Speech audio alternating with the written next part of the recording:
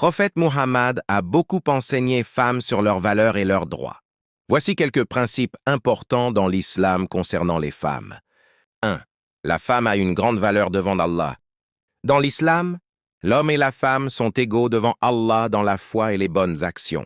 Allah dit dans le Coran: les musulmans et les musulmanes, les croyants et les croyantes, Allah a préparé pour eux un pardon et une énorme récompense. Surat Al-Ahzab 33-35. Cela signifie que la valeur d'une personne dépend de sa piété, pas de son genre. 2. Les femmes doivent être respectées et bien traitées. Le prophète Muhammad a dit: les meilleurs d'entre vous sont ceux qui sont les meilleurs envers leurs femmes. Rapporté par At-Tirmidhi, dans l'islam, maltraiter une femme est un péché. L'homme doit la protéger et la respecter. Le mariage doit être basé sur la miséricorde et l'amour. 3. La mère a un statut très élevé. Une femme en tant que mère a un statut immense. Un homme demanda au prophète Muhammad: qui mérite le plus ma bonne compagnie? Il répondit: 1. Ta mère, ta mère. 3. Ta mère, 4. Puis ton père. Rapporté par Al-Bukhari et Muslim ibn al-Hajjaj. Et il a dit aussi: le paradis se trouve sous les pieds des mères. 4. La femme a des droits en islam. L'islam a donné aux femmes plusieurs droits, notamment le droit d'accepter ou refuser un mariage, ou le droit à l'héritage, le droit à l'éducation, le droit à la dignité et au respect, le droit de posséder des biens.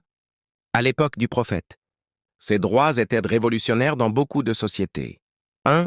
L'égalité spirituelle entre l'homme et la femme, les musulmans et les musulmanes, les croyants et les croyantes. Allah a préparé pour eux un pardon et une énorme récompense. Surat Al-Ahzab 33-35. Les femmes et les hommes sont égaux devant Allah dans la foi et la récompense. 2. Les femmes ont droit à l'héritage. Aux hommes revient une part de ce qu'ont laissé les parents et les proches, et aux femmes aussi une part. Surat An-Nisa 4-7. L'islam a donné un droit d'héritage aux femmes. 3. Les hommes doivent bien traiter leurs femmes. Vivez avec elles convenablement. Surat An-Nisa 4-19. Le mari doit vivre avec sa femme avec respect, bonté et justice. 4. L'homme et la femme viennent d'une même origine. Ô homme, craignez votre Seigneur, qui vous a créé d'un seul être et a créé de celui-ci son épouse. Surat An-Nisa 4:1. L'homme et la femme ont la même origine humaine. 5. Le mariage est basé sur l'amour et la miséricorde. Il a mis entre vous affection et miséricorde. Surat Ar-Rum 30:21.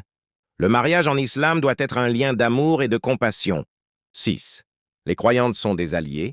Les croyants et les croyantes sont alliés les uns des autres. Ils ordonnent le bien et interdisent le mal.